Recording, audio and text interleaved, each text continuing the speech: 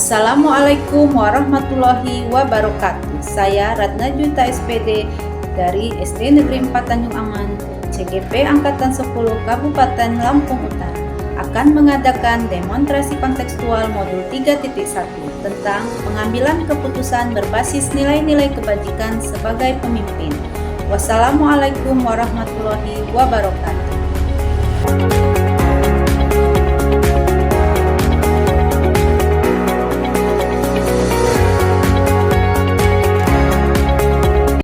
Assalamualaikum Bu Siti. Waalaikumsalam. Apa kabar Bu? Alhamdulillah sehat.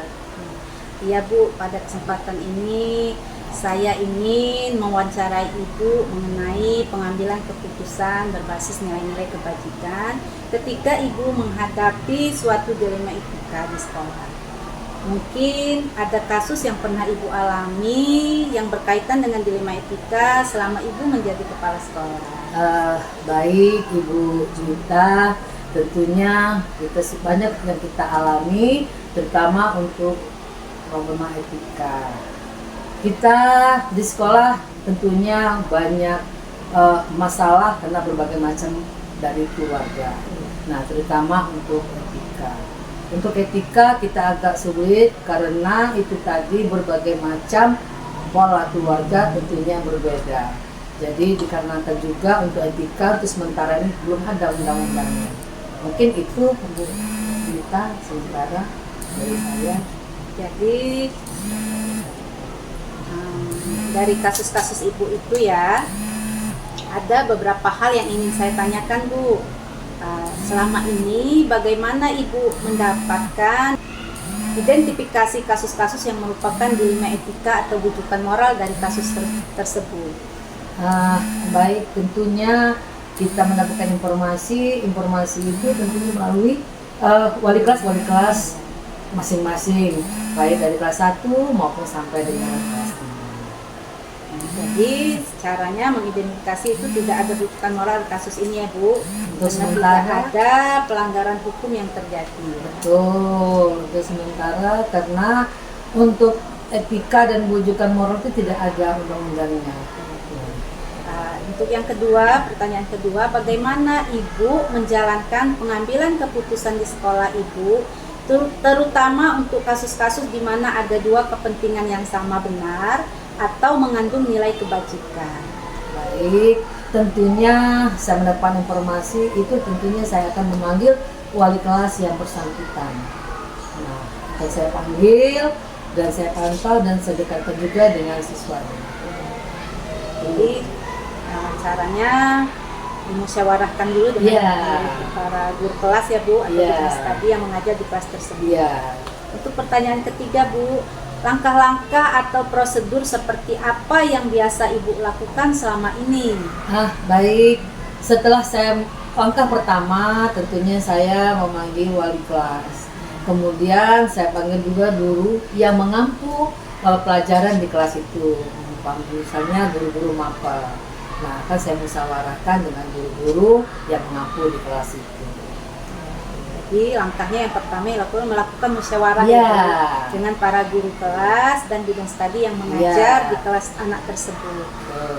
Yang keempat Bu, hal-hal apa saja yang selama ini Ibu anggap efektif dalam mengambil keputusan pada kasus-kasus dilema etika? Tentunya pengambilan keputusan adanya komunikasi.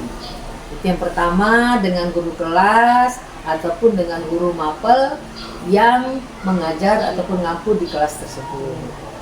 Jadi hal yang dianggap efektif pengambilan keputusan adanya komunikasi ya Bu, antar guru kelas dan guru bidang studi yang mengajar di kelas anak tersebut. Untuk yang kelima Bu, hal-hal apa saja yang selama ini merupakan tantangan dalam pengambilan keputusan pada kasus-kasus dilema etika? Baik, yang pasti itu tentunya kurangnya kesadaran tentang pentingnya pendidikan dari diri siswa dan orang tua siswa. Itu ya Bu ya, faktor pengambil atau tantangan yang dihadapi ya Bu. Jadi kurangnya kesadaran tentang pentingnya pendidikan dari diri siswa pada orang tua. Yang keenam Bu, apakah Ibu memiliki jadwal tertentu dalam sebuah penyelesaian kasus dilema etika?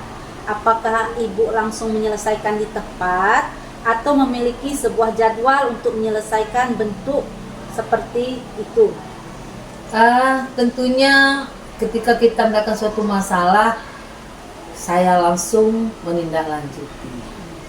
Artinya seketika dapat informasi dari wali kelas, saya langsung menindaklanjuti di waktu itu.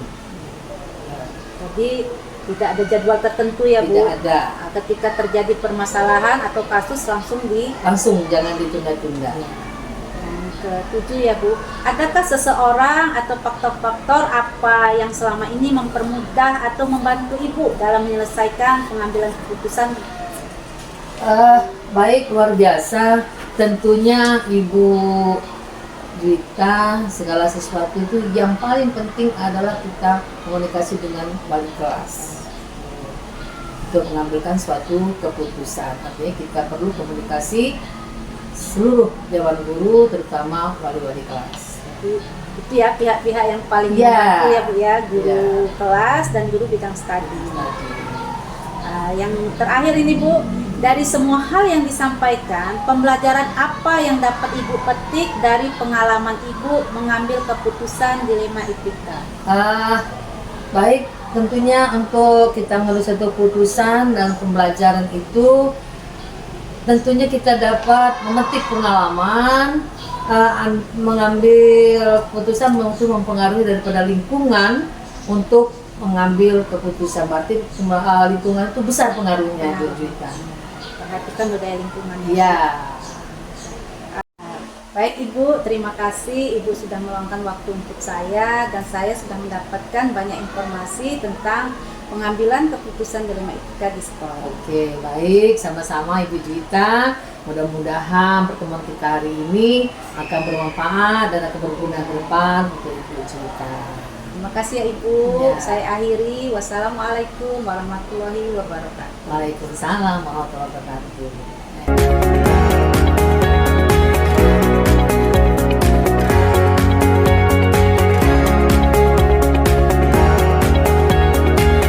Assalamualaikum Ibu Indah. Waalaikumsalam. Apa kabar Ibu? Alhamdulillah baik Ibu.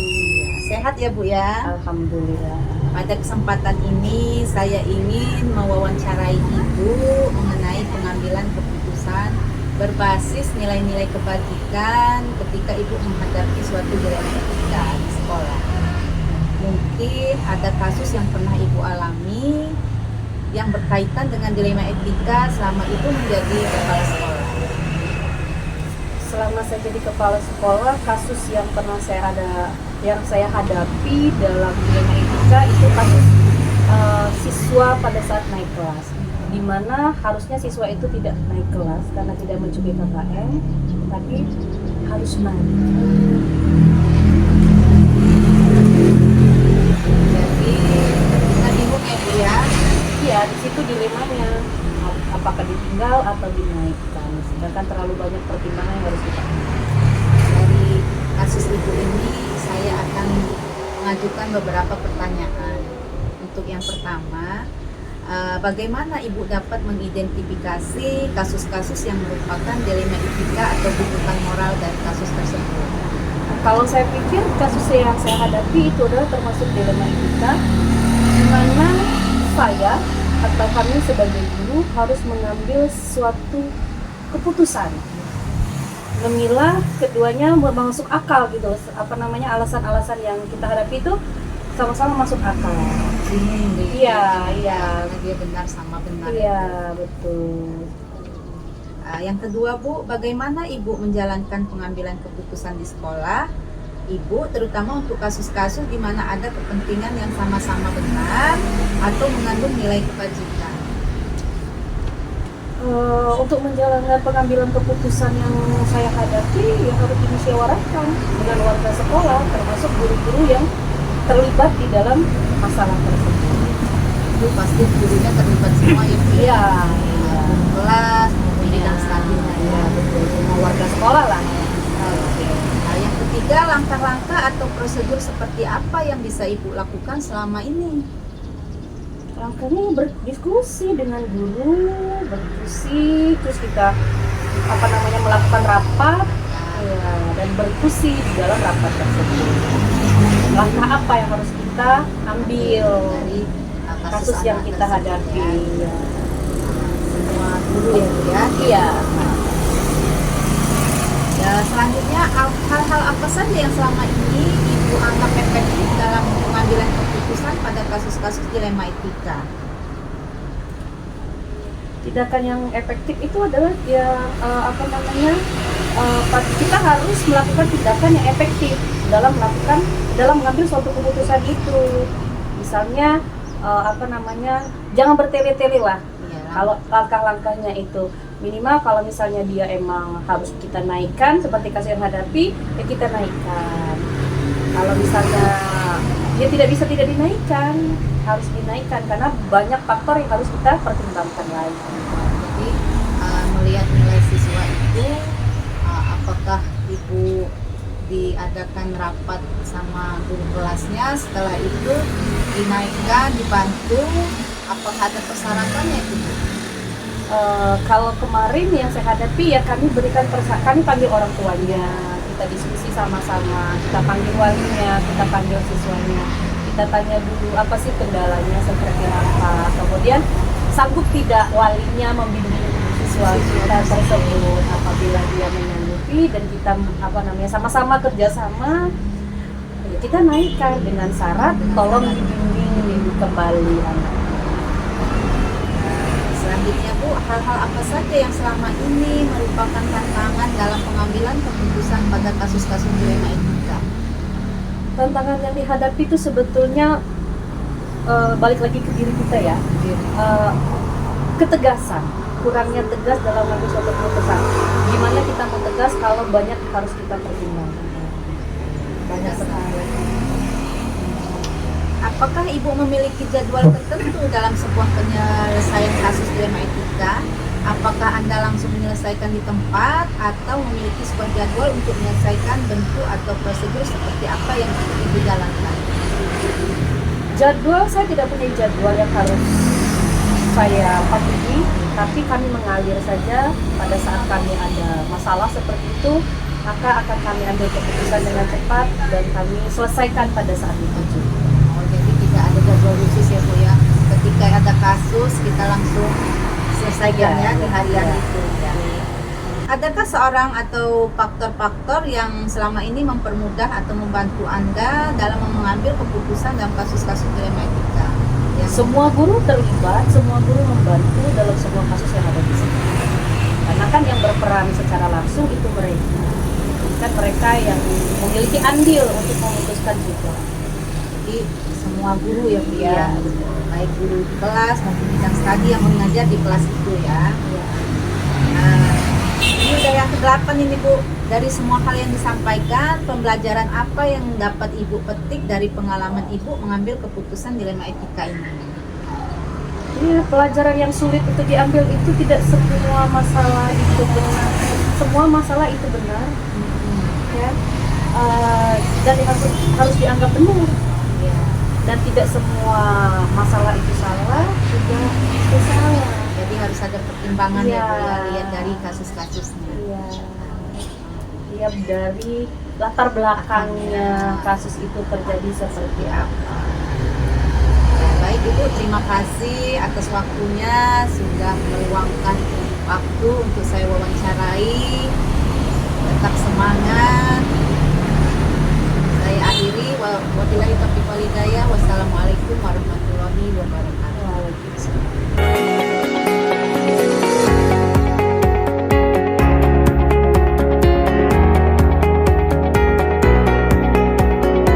Assalamualaikum Bu Yuli. Waalaikumsalam. Apa kabar Bu? Baik. Ada yang perlu dibantu? Iya. Saya ini CGP Angkatan 10 mendapatkan tugas di modul 3.1 tentang pengambilan keputusan berbasis nilai-nilai kebajikan sebagai pemimpin. Jadi saya ingin menanyakan tentang bagaimana cara ibu mengambil nilai keputusan itu pada sebuah kasus-kasus tertentu. Sebelum saya melakukan itu, saya mengajukan beberapa pertanyaan.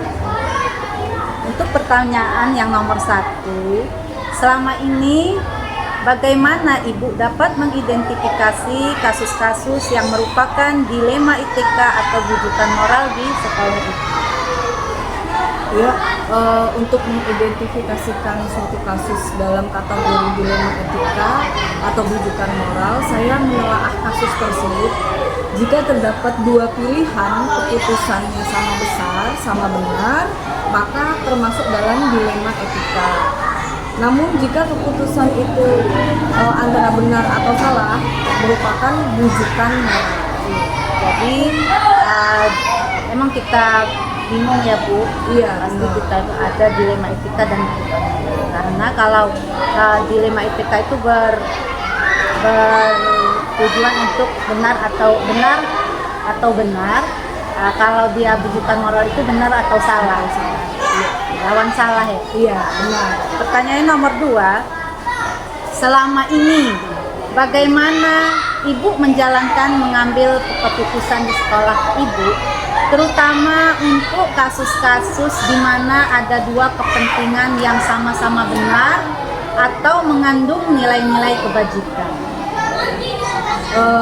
Saya akan mengambil keputusan untuk menegakkan keadilan dengan cara yang tegas. Maka akan tercipta kedisiplinan guru-guru saya di sekolah saya yang saya bina. Namun di sisi lain juga saya sebagai manusia, saya perlu juga memberikan keringanan kepada guru yang melakukan kasus yang menyangkut dilema etika tersebut. Itu yang kedua ya Bu. Itu yang ketiga, langkah-langkah atau prosedur seperti apa yang bisa ibu lakukan selama ini untuk kasus tersebut? Pertama-tama akan saya panggil ibu dewan guru atau guru tersebut yang melakukan dilema etika tersebut. Mengapa dia melakukan hal yang seperti itu? Setidaknya akan terjadi permasalahan di kelasnya. Nah, seperti itu. Setelah saya panggil, saya akan melakukan coaching atau pembinaan kepada guru tersebut. Alasannya dengan apa, dan saya akan memberikan solusi bagaimana mengatasi masalah tersebut agar tidak terjadi kekosongan pada saat dia tidak ada di kelas tersebut. Jadi sebelum itu ibu gurunya dipanggil dulu, Pasti saya panggil tentang kedisiplinan guru tersebut. kedisiplinan guru Terus tersebut. dilakukan tindak lanjutnya juga ya. Saya kasih berikan coaching, saya melakukan pembinaan. Yang jelas saya menanyakan alasannya apa Bu? Ya, kenapa? Kenapa seperti ini dengan fakta-fakta yang ada. Untuk yang keempat, hal-hal apa saja yang selama ini ibu anggap efektif dalam mengambil keputusan pada kasus-kasus dilema etika di sekolah itu? Saya akan mengumpulkan fakta dulu yang pertama, mengumpulkan fakta, lalu saya yang kedua akan menguji kebenaran dari fakta itu, lalu yang ketiga mencari alternatif yang mana bisa menengahi permasalahan tersebut dan melakukan refleksi.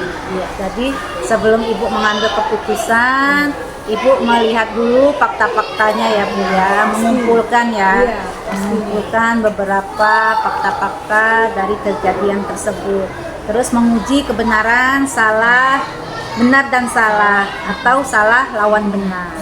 Yang ketiga, mencari alternatif atau solusi pemecahan masalah tersebut ya, yang dilakukan oleh guru tersebut. Setelah itu melakukan refleksi bersama guru ya. Terus yang kelima, hal-hal apa saja yang selama ini merupakan tantangan dalam mengambil keputusan pada kasus-kasus dilema etika tersebut? Ya, terkadang jikalau saya mengambil suatu keputusan, mungkin di satu sisi ada yang merasa tidak menguntungkan. dan ada yang merasa diuntungkan dengan keputusan saya tersebut. Tetapi sebelum saya memberikan keputusan tersebut, saya akan pasti memikirkannya dan mana pastinya akan melakukan kebijakan-kebijakan yang bisa dapat mengubah mindset atau pola pikir dari guru-guru saya tersebut.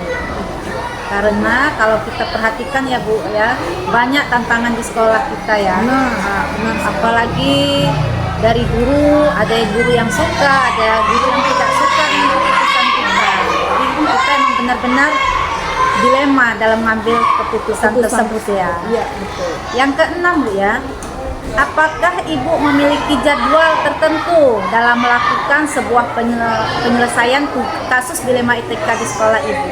Apakah Ibu langsung menyelesaikannya di tempat atau memiliki jadwal? Maksudnya apa di kejadian itu diberi waktu dulu, apa langsung diselesaikan?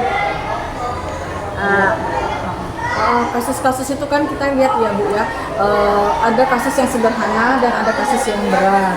Kalau sederhana akan saya tindak lanjuti secara cepat, akan saya panggil gurunya, akan saya memberikan solusinya gitu. Jika kasus yang berat, maka saya akan mempertimbangkan. Selain saya mengumpulkan dewan guru di situ, saya akan memberikan keputusan saya, yang mana saya sudah melakukan pemikiran bagaimana jalan keluar untuk kasus tersebut. Jadi kalau memang dia kasus itu masih bisa diselesaikan pada saat itu, akan Hari itu juga. ya bisa. Jadi tidak memiliki jadwal tertentu gitu Ibu ya. Kita lihat masalahnya atau kasusnya seperti apa. Ya, begitu Ibu.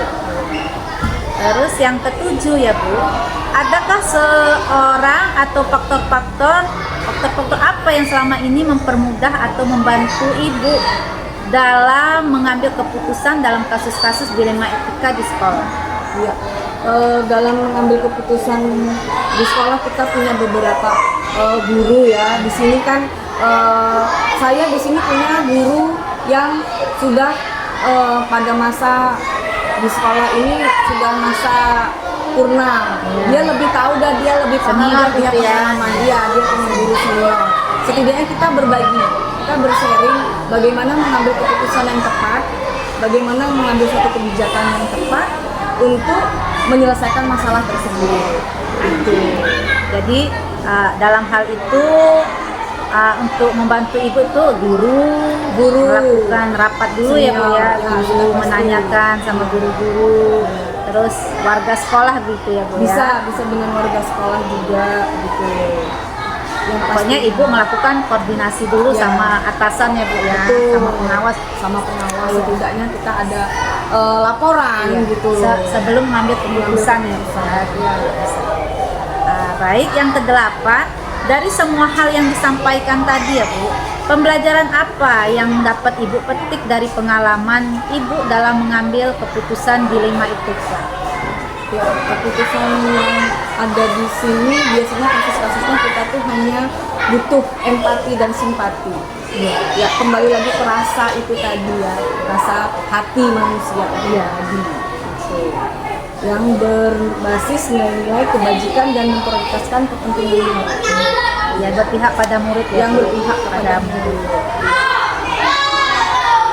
Baik Ibu, itu aja yang bisa saya tanyakan. Saya sudah mendapat jawaban dari Ibu. Tetap semangat. Terima kasih banyak Ibu.